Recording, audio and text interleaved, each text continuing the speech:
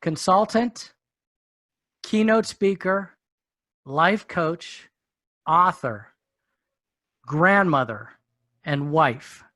Did I miss anything? Farmhand. Farmhand? Yes. Oh boy, we're going to have to hear that. Folks, I am excited to welcome on the HR and Leadership Spotlight Show, Coach Dee, as I call her, but officially she is Dee Nelson. Dee, how are you doing today? I'm great. How are you? I am fantastic. I am so excited to have you on the show. I love your background. That's your book, your new book that you wrote. I have read it, and I can't wait to dig into it a lot further. You have quite the story. You have so many facets to your life, and you are now president of what's called ACE Solutions. And just real quick, what does ACE stand for? Yeah, authentic culture and engagement. Authentic culture and engagement. I love that. So, but before we get into all that, do you have anything for us today? Oh, I have a mug. Yes, I love it. Woo-woo. Tell us about the mug. What's significant about that mug? It is from a trip we had to Egypt in 2016. Okay. So my mom always wanted to go to Egypt. It was on her bucket list. She kept saying, oh, it's not a good time. It's not a good time. I'm like, Mom, let's just do it. And so we went. It was amazing. We were there like 10 days. We got to go to Cairo. Then we caught the sleeper train to Aswan. And Aswan is where the darker skinned of Egyptians are. That's where Cleopatra was. So they're like, hey, sister. We did a Nile River cruise. Okay.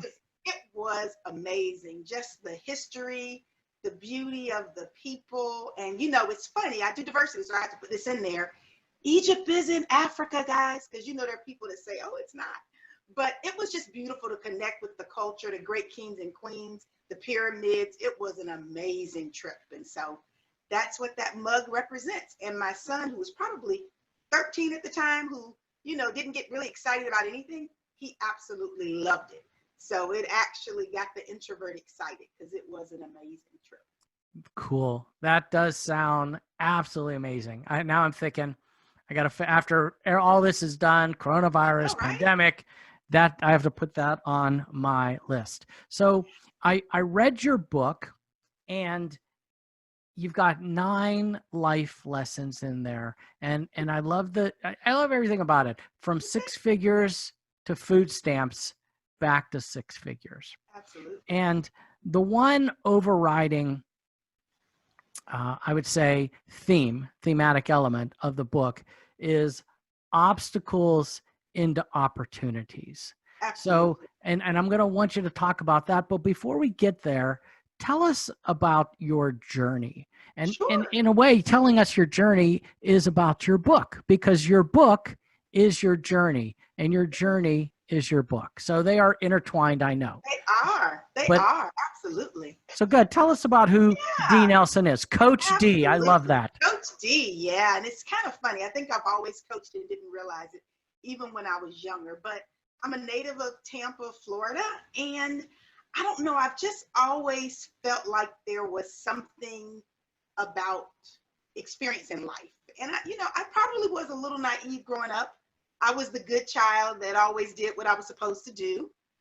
But I learned early how to deal with people, and I think how to really see their souls, if that makes any sense.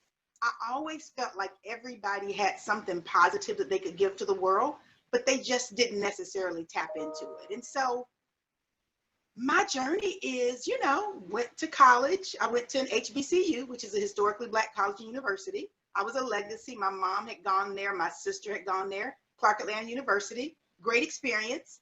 I was actually the homecoming queen. So I was Miss Smart. Yeah, I know. It was kind of exciting. I was in Jet magazine. I'm like, woohoo, But it wasn't because I was the prettiest or the flyest. It was because I think I was the most authentic. And I feel good that I think my ability to see people for who they are and not get into pretense has carried me. So, I graduated of, mass communications undergraduate degree. The market was dead. And I was like, what in the heck am I going to do? And so I said, I'm going to grad school because there were not many jobs. And at the time, human resources wasn't in the business school. It was actually in the public administration department. So I got a master's in public administration with the HR concentration. Loved it. Tried to get off path a little bit because I said, oh, they pay more in finance. My advisor was like, if anybody should be in HR, it's you. No, you're not going to the finance path. Did it, graduated, all excited, and there were no jobs, right? So I was like, wait a minute, I got, a master's degree and there wasn't a whole lot going on. So I interviewed with Kroger, grocery chain, and I was selected to go into their management training program. Now, full transparency, it wasn't on my list of top jobs. There was not an office with a view. There was a warehouse with a pallet jack. Yeah. All right. But listen, I learned what what was it? That's on the pallet jack. There's a rabbit and a turtle, right? I didn't know what the heck that was, but if you put it on the rabbit and you know what you were doing, you bounce in the walls because rabbit made it go faster. But just really learn the lesson of blooming where you're planted. Got to know people in the store, got to know guys in the warehouse, people that you may not have thought you had anything in common with. Learned a lot, saw the opportunity, seized it, and was kind of promoted from there. But I had to have a great attitude about what I was doing because in the scheme of things, it was still a blessing. Wasn't what I had planned, but I was able to see the opportunities and kind of patch it together. Went from there. After I was there, then I actually had HR experience. Went to work for a manufacturing facility of Brown and Wood. No, it wasn't Brown and Wood yet. It was Lithonia Lighting. And I literally I thought I was, HR. I'm going to do all this fun stuff. I was in labor relations doing layoffs. I was like, oh, this is not what I planned. But I learned a lot, did contract negotiations. Funny story, and a true story. They were actually picketing when I got my next job opportunity. But I was always the relatable one. So I crossed the picket line and all the union folk were giving me hugs because it was my last day I was going on. So once again, I did that. Ended up at Walt Disney World, was there 10 years. And about Disney, you get so much industry experience. I had 7 jobs in 10 years, from Disney Institute support to call center, contemporary resort, everything. Got involved quite a bit with diversity there. Loved it. Left, went to another company, and then the bottom kind of fell out. It was recession, you know what I mean? I got laid off one company. I got fired. I can say it out loud. Fired at another company. I didn't care. I got fired for the right reasons. They were really doing some ugly stuff, and I stood up, and it was probationary period. So they probably thought, you're mighty bold to be being so honest, and you just got here. But I don't care. I knock down doors that I may not walk through. I think the right thing is the right thing regardless of the consequences. And although I did get fired, the person that was harassing people was forced to resign. So I counted that as a win, right? Right. But then it was 2008, there were no jobs. So it was like, what am I going to do? At the time I was a single mom. I still had 3 kids at home, and I was like, But I learned how to move through it. And there was a period of time, and it's so funny. I mean, I believe in divine order. So I didn't know why, but what happened was my youngest son was in a private school. And the administrator said, well, there's this Step Up Scholarship program. You may be able to get it. And I thought, okay, we'll see. But I didn't think so because at the time, right before I got fired, I was making close to 6 figures, and it was income based. At the time, I had a son that had disabilities, so I was able to get the Social Security disability for him and the unemployment. And I was like, I don't think I really need food stamps. But I said, well, and finally I said, I might as well. I've been put into the system. Go ahead and apply. Little did I know that was the key to the next step. So when I went to the office to apply for the Step Up Scholarship for my son, the lady looked at my income and said, ma'am, you don't qualify. And I was like, well, that's what I made last year. Things are different. You all don't have any provision for that? And she was like, only if you are getting some public assistance. I was like, pow, I get food stamps. And then I got the scholarship. And I was able to keep my son in that school that was so foundational for him, and it created a stability. But once again, had I been too arrogant to not accept the help, then I really wouldn't have gotten what I needed. And the other thing, and Right. I'll say this because I do diversity and inclusion, there is bias in language, right? When you think about food stamps, you think about the single parent with 10 kids and all of these ugly things. But if we tell ourselves the truth, what is the difference between food stamps and the stimulus package that everybody got? Or the Mhm. government bailouts or the things, the businesses? It's nothing different but the words. Because I will tell you, the food stamp program is probably only a microcosm, a nano percentage of all the funds that the government gives out. So I think you can't let language get in your way, and you can't let pride get in your way. So it Right. worked out well, started a couple of businesses. I don't want to get into all the details yet, but the path was a little rocky, but I made the best of it. And I have said, you talked about obstacles and opportunities. I say, and it's going to be my second book, well, my third book, because I did a poetry book, turning lessons into ladders, right? Because if you learn those lessons, it creates ladders.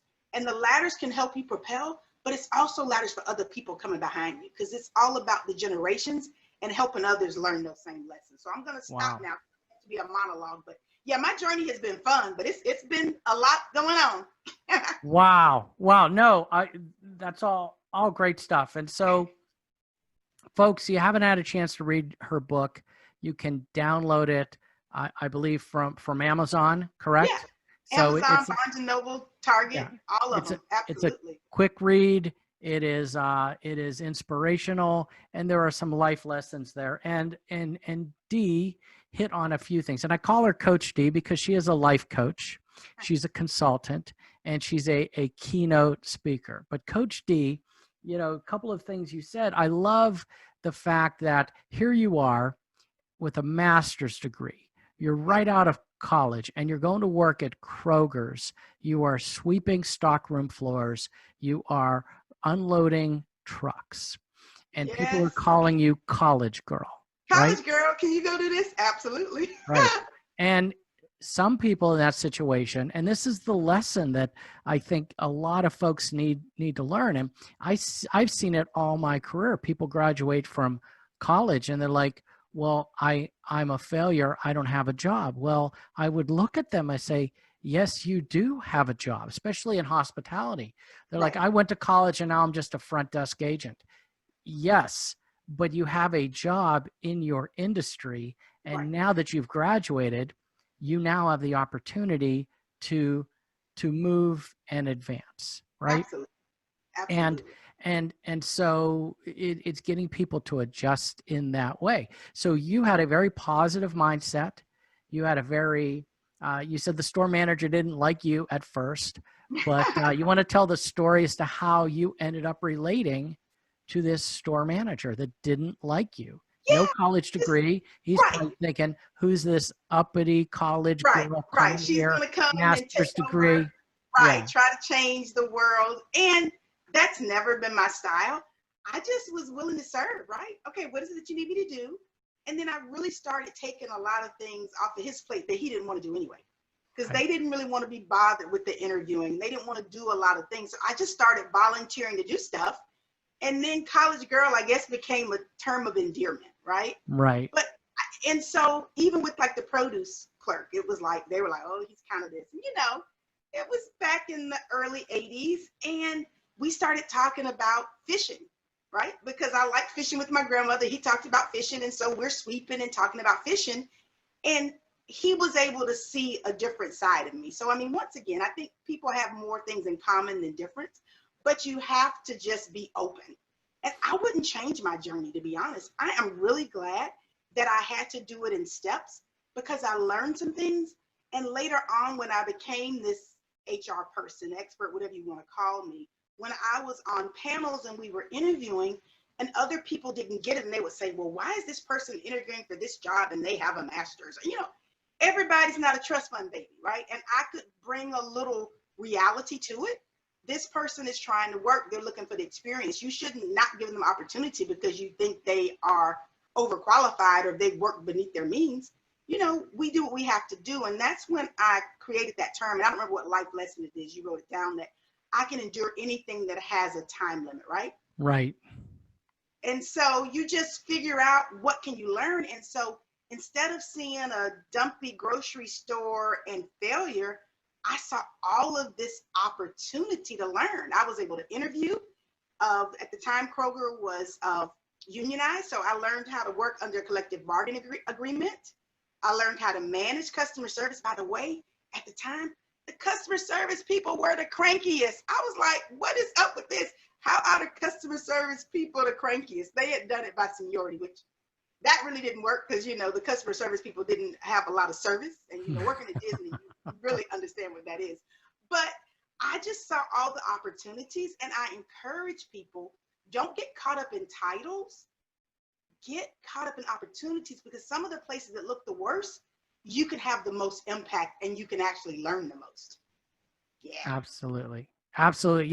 It was life lesson number 1. And folks, let me just read this to you from the book. And I have my little Kindle here.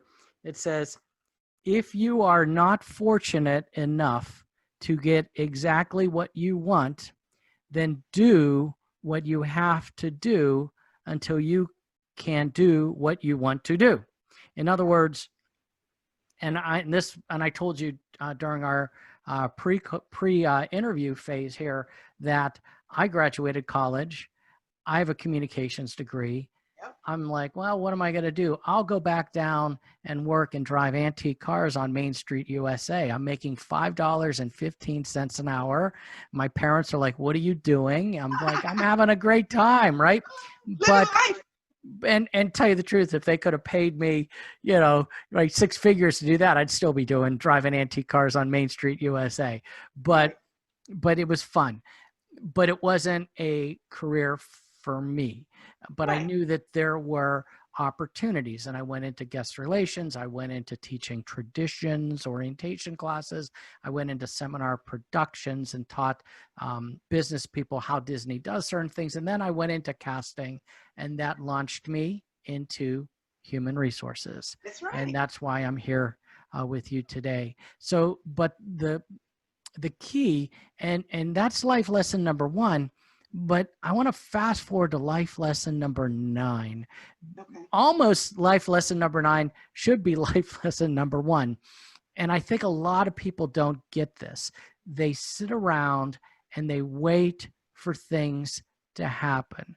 But you say, don't do that. You need to be intentional. Absolutely. And I can see that in your story. And I want you to dig into that a little bit. And I can see it into my story. If I just sat around, now granted, someone did notice me and say, hey, I want you here, but that doesn't always happen. All the other moves I've made in my career, even moving to the Universal Studios and the Nickelodeon hotels and some of the other jobs I've had, it's all been with an intention. And you call it assess and attack. Absolutely. But talk about being intentional. Yeah. You have to know where you want to go. And if not, you wonder. Like, there are a lot of people that are just wandering around, and they're, like I said, you keep hitting your head against a proverbial wall, maybe you're off path. And I talked about path a little bit, which I call passion, alignment, talent, and heart. Because when you're off path, you just keep hitting your head and you keep getting frustrated. But when you're intentional, the path is leading somewhere. So although it may not be where you want it to go, intentionally, I knew I wanted to be in human resources. So people that outside looking in would have thought Kroger is so off path, but it wasn't. There were so many opportunities to learn and do HR at Kroger. But if I had just looked at the title, I would have been like, oh no. So I think it's understanding where you want to go, but then also assessing where you are now. So when you talk about assess and attack, sometimes you don't have the luxury of having a 5-year strategy plan and everything goes into place. Right. But you know where you ultimately want to be. And as long as you set that intention, then as you go through the things that seem like obstacles or detours, you're still learning the lessons, and it'll keep you on path, which to me is being on path is being intentional about ultimately where you want to go. You don't always go from A to Z automatically. There's some lessons.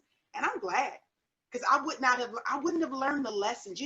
I was young, right out of school, and I thought I could conquer the world, and I would be a little annoyed, like, why do I need all this experience? I can do it. Now, 25 years later, I know why I needed the experience, and I did it so much better because I got it, and I wouldn't have gotten it coming right out of school. Right. right? Um, and this is a great lesson for anyone, especially, and I've worked with people that say, well, how can I get into human resources? And one of the things that you did early in your career was you volunteered. You asked, do you need help with this? Do you need help with that? And you started, and I know we keep going back to Kroger, but it's almost like that's such the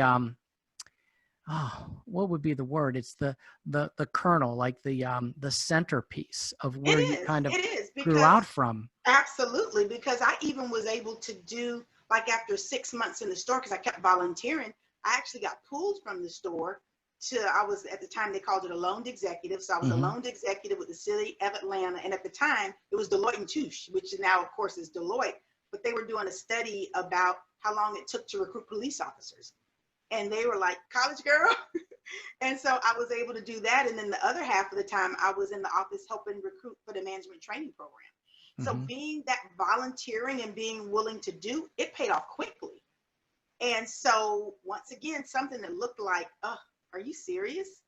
Of Kroger, it ended up being exactly what I needed. And I got a multiplicity of experience in different areas of HR in just that 1 year. And after a year and a half, I had a resume that showed HR experience. Right. And I was able to launch from there. You were able to launch, and it's like your ladder theory, right? I was. You were able to take that ladder, and I like what you said is sometimes it's not a straight path. Right. Sometimes it's a zigzag path, Oh, right? absolutely. Zigzag. Sometimes it's forward. Sometimes it's a little back. Sure. Sometimes it's over here, right? But it zigzags. Um, Another one of your key concepts was networking, and I know that people sometimes, and you gave a great example, and I see it all the time with people that work in one large company, especially a strong culture like a Disney, for example. And I don't want to talk, so much about, Disney, but it's a great example that when you work there, a lot of times you only get to know the people that work there. There's so much culture there. There's there's activities. You're always with the same sort of folks. So you networked really well, but you networked within your company.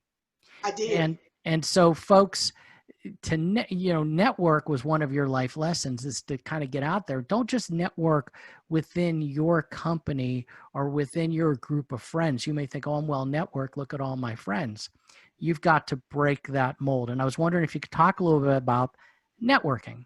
Sure, sure. I definitely had to break the mold because, to your point, I was networking and everybody knew me, but it was all within the same group. So when I was ready to transition, it took a lot longer than it should have because I didn't join like the local HR or the Black MBA or all of these things where I could have met people from different organizations. So once I left, I said, okay, this will never happen to me again. I will learn to be the network queen. And I did. I started going to different activities, social events, passing out cards. I mean, I don't know if you all do Gallup. Woo is in my top 5, but so I do like meeting people, but it was intentional, right? It wasn't just going to a party. It was like, I need to start building a network of people, whether it's mentors. I need to start getting to know people, understanding different cultures. And then, I mean, the good news now, and if you all are watching, LinkedIn makes it so much easier, right? And but back then that didn't happen, but I just started networking. And so even my job when the recession was over, I got that job when I went to Coco Key. It was through networking because someone that I knew that had worked at Disney was now working there and they knew me. So once again, it was through networking, but it's just wonderful. Don't get so narrow. I think when you don't network, you fall so in love with whatever that culture is and you don't realize there are so many different ways to do things. There's not a right or a wrong, but you just get that exposure. You get to talk to people because, recruiters are always selling you, right? Not that they may not be selling something good, but you really want to know about a culture from people that actually work there, not the people designed to attract you. Right. So talk to us about what you're doing now, ACE Solutions. Yeah, man, Tell I us. am living my dream, right? So Authentic Culture and Engagement Solutions is a a firm, but it's kind of dually focused. I focus on organizations, but there's also a part that focuses on people. So from an organizational perspective, it is primarily inclusion, but once again, I was intentional. Let me tell you about how I got the name. They had surveyed all these CEOs and asked them, what is your top priority? And like 80% said culture. They asked, what about diversity? 30% said diversity. Well, you and I both know that inclusion is a huge part of culture, because if you have an inclusive culture, you have higher engagement and you ultimately have a better culture. So I said, you know what? I'm not going to name my organization diversity, whatever.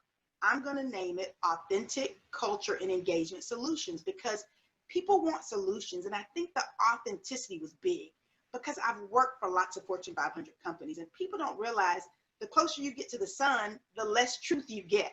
So a lot of times CEOs think this culture is wonderful because people tell them that. It's kind of like, the emperor, who's going to tell the emperor they butt naked? And what I learned too was a lot of companies will listen to consultants from the outside, but the people right there living it, they don't always listen to. So those were some of the reasons, but it starts with authenticity. You have to really analyze your culture and figure out ways to be more inclusive. So that's the umbrella, but there's subsets to that. So one of the things I do, and that brings in the coaching piece, I do like diversity crisis management, right? So, someone put something out there, they thought it was smart, didn't necessarily talk to anybody. And then you have the, I guess, H&M story with the little black boy that says coolest monkey in the jungle. Everybody's like, right. Like, oh my God, what do? Call D, call Coach D. Let's come up with something, whether it's a statement. And the other thing I'm doing right now, and I'm hopeful, I have a few clients, helping people find their diversity voice, right? For the longest time, we weren't really engaged. It was still, okay, let's do it. But people weren't bold about it, right? I mean, the whole Black Lives Matter thing has blown up everything in a sense, because 2 years ago, companies wouldn't say it, right? And now you have all these people that have it on their banners. Right. But authenticity perspective, you have to find your diversity voice. I mean, you can't go from super conservative company that doesn't get involved in anything, and then, 2 weeks later, you got Black Lives Matter banners everywhere, right? And then for the leader, how do you position? So one of the things I do is help coach leaders into finding their diversity and inclusion voice. So what part of this resonates with you, right? If it's the humanity piece, let's go there. If it's the business piece, let's go there. But find something that you really believe in. Once again, it has to be authentic, and let that be the anchor, and then everything else can come from there. So, I mean, the good news is right now with everything that's happening, it's been devastating, but it's also been an awakening. Right. And I am more calls. I have a few contracts, and just really trying to get people to communicate, talk about it. Diversity is not a dirty word. For so long it was like, we don't talk about race. Oh, we're colorblind. No, let's talk about it, and let's make some progress, because if you don't talk about it, you're ignoring it, but it's not getting any better. Right. You know what? I like that aspect of working with leaders and finding their authenticity as to what that means, and then building upon that. Absolutely. So it becomes real, and once it becomes real and authentic, it becomes part of the culture. Absolutely. Right. And I like that. Coach D, we are down to our last minute or so, believe it or not. Oh, yeah, I kid you not. So why don't you just tell us, if people wanted to get hold of you, how could they get hold of you, and what would they expect from that? Sure. Yeah. CoachDeloria@gmail.com is an easy one. So Coach Deloria, Deloria. A Solutions, you can find me on LinkedIn of Deloria Nelson. But yeah, there's lots of ways to find me, but I'm here to just lend my assistance, right? Whether it's coaching, whether it's D&I. I also do coaching for individuals, not just corporations, trying to help you get unstuck, understanding what are the disempowering beliefs that are holding you back.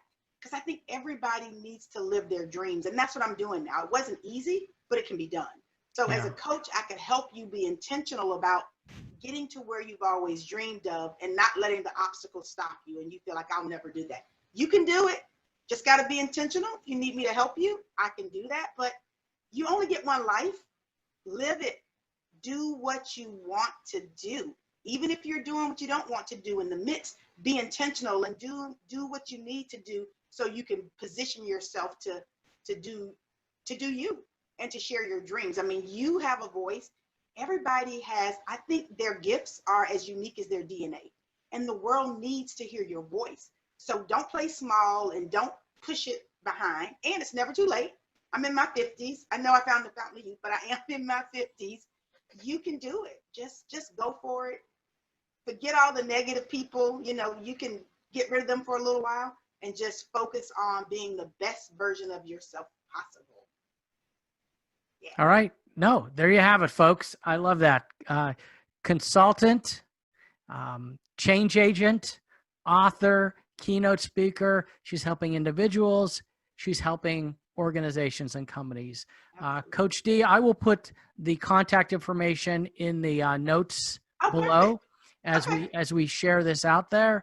It has been fantastic having you on the show. I think you're one of those guests. You've got so many facets. Maybe in a couple weeks, couple months or so, when you're free again, I'd love to have you back on the show. Dig into some of the things that you talked about. The authenticity piece on diversity and inclusion, I thought was can be something we could really dive into. And that's it, folks. If you need someone along the lines of what Dee does, and like I said, there's so many things she does in regards to helping people and organizations, life coaching, you want to get hold of her. If you need direct HR help, you want to give a shout out to gethrnow.com. Gethrhelpnow.com. This show is sponsored by Alliance HR Partners. Give us a call and we can help you with all your HR needs. Coach Dee, thank you for coming on the show. Absolutely. And until next time, we'll see you. All right. Bye-bye.